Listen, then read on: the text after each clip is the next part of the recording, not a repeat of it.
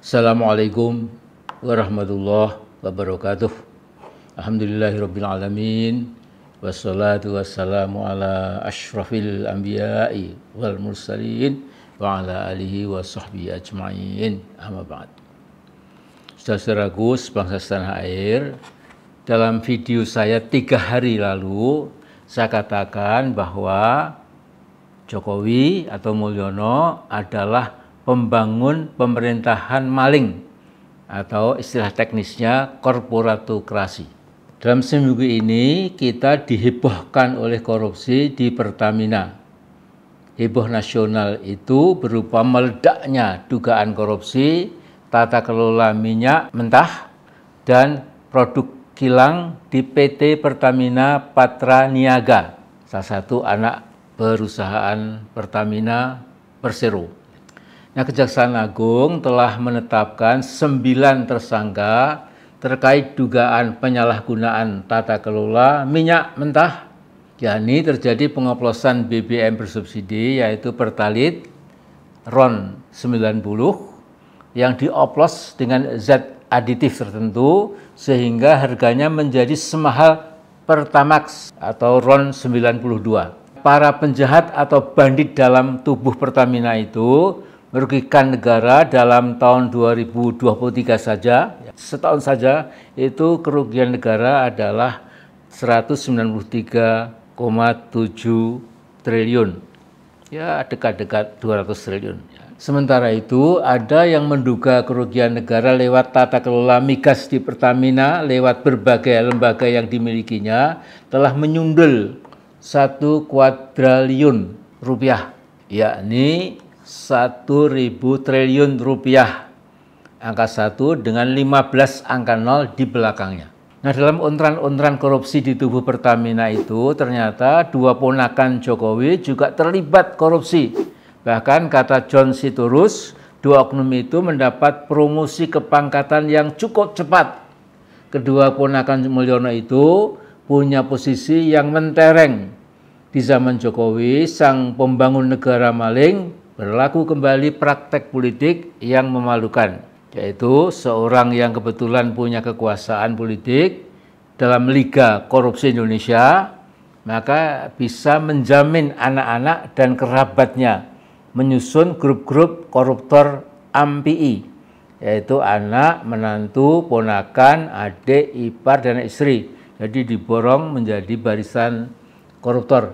Nah, sejak Pertamina di bawah pimpinan Pak Ibnu Sutowo, korupsi sudah merebak dan memuncak di dalam tubuh Pertamina.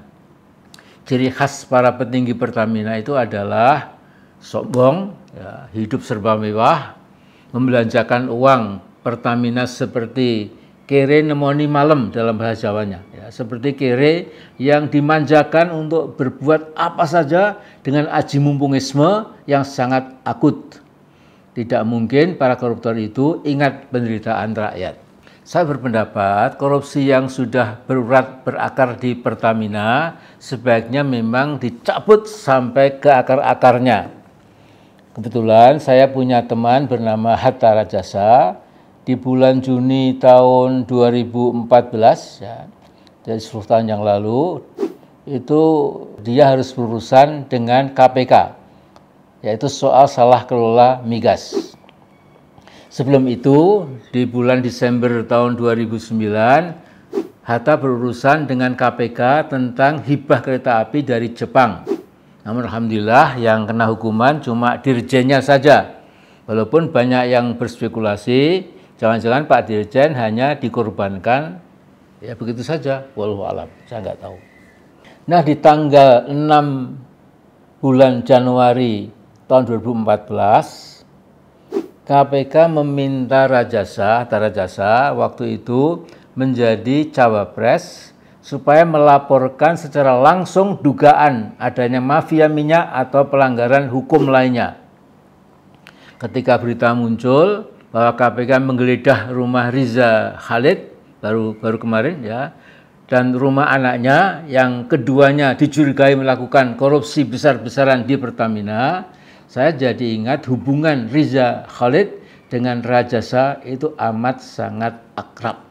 Saya gembira sekali Mas Rajasa tidak ikut digeledah rumahnya. Jadi salam ya, selamat Mas. Ya. Semoga di bulan suci Ramadan kali ini kita semua tanpa kecuali bisa beringsut pelan-pelan ke kehidupan yang lebih lapang, lebih bertakwa kepada Allah.